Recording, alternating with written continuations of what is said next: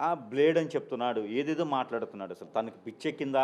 లేతే అతను తిరిగేటువంటి గోవా ప్రదేశాల్లో తిరుగుతాడు కాబట్టి డ్రగ్స్ ఎక్కువైపోయేసి మతి స్థిమితం పోయిందా? అనేది తనకి తానే తెలుసుకోవాలి. ఈరోజు అతనన్నాడు అని చెప్పి తనను వదిలేస్తే రేపటి రోజున ఇంకెవరినైనా అనొచ్చు. తల్లిదండ్రులు కూడా అనొచ్చు. మీరసలు నా తల్లిదండ్రులు కాదేమో, నేనెవరికో అనాగరిక పుట్టినానేమో, లేకపోతే వేరే విదేశాల్లో పుట్టినానేమో, అసలు మనిషికి పుట్టలేదేమో అని కూడా అంటాడేమో. ఒకవేళ నిజంగా అంతే కదా! నేను మనిషికి పుట్టలేదేమో, ఒకవేళ ఏదో రకమైనటువంటి జంతువులు కలిసడం వల్ల పుట్టానేమో అని కూడా అనుకుంటాడేమో. ఎందుకంటే వాళ్ళకి మైండ్ స్థిమితం అనేది లేకపోవటం.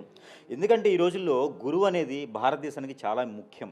ఎంతోమంది విలువలు తెలియక, తల్లిదండ్రులు బోధన చేయలేక, ఫ్రెండ్‌షిప్ చేయలేక పిల్లలతోనూ ఎంతోమంది చనిపోతా ఉన్నారు. ఇంకొకటి మాట్లాడారాయన ఆహ్, అన్వేష్ గారు ఇంకోటి మాట్లాడారు.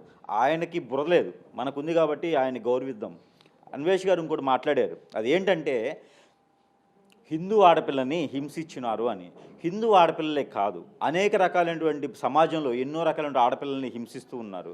అది ఎందుకు హింసిస్తున్నారు అంటే, ఒకటి ఇక్కడ ఎన్నో రకాల కారణాలు ఉంటాయి అక్కడ. ఒకటేనే కాదు ఇక్కడ. మనం వెళ్ళేటువంటి రూట్ కావచ్చు, ఎంచుకునే మార్గం కావచ్చు, ఆ నాగరికత కావచ్చు, మనం మాట్లాడే తీరు కావచ్చు, వాళ్ళ అదృష్టం కావచ్చు. ఎన్నో రకాలైనటువంటి తల్లిదండ్రులు పెద్దలకి చెప్పిన ఉంటే, పిల్లలకి గనక పెద్దలు చెప్పి ఉంటే గనక, ఆ రేప్ చేసేవాళ్ళు, తీసుకుపోయి మానభంగం చేసేవాళ్ళు, తీసుకుపోయి అమ్మేసేవాళ్ళు, వాళ్ళు అలా తయారవ్వరు కదా! ఇలాంటి వాళ్ళు ఉండి రెచ్చగొట్టి మీడియా దొరికింది కదా, యూట్యూబ్‌లో ఉన్నాయి కదా అని చెప్పేసి మాధ్యాల్లో పెట్టడం ద్వారా వీడిని నమ్మేసి వీడు పెట్టేటువంటి వీడియోస్ బ్యాంకాంగ్ ఇలా ఉంది, గోవాలో ఇలా ఉంది అంటే వీడే చెడగొడుతున్నాడు చాలామందిని. అంతే కదండీ!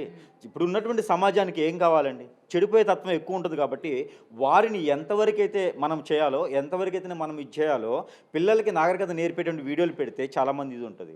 నువ్వు ఎలా చెడిపోవాలో పెడుతున్నావు, ఎలా చెడిపోవాలో పెడుతున్నావు కాబట్టి, ఖచ్చితంగా అలా విధంగా చెడిపోతానికి వస్తున్నారు.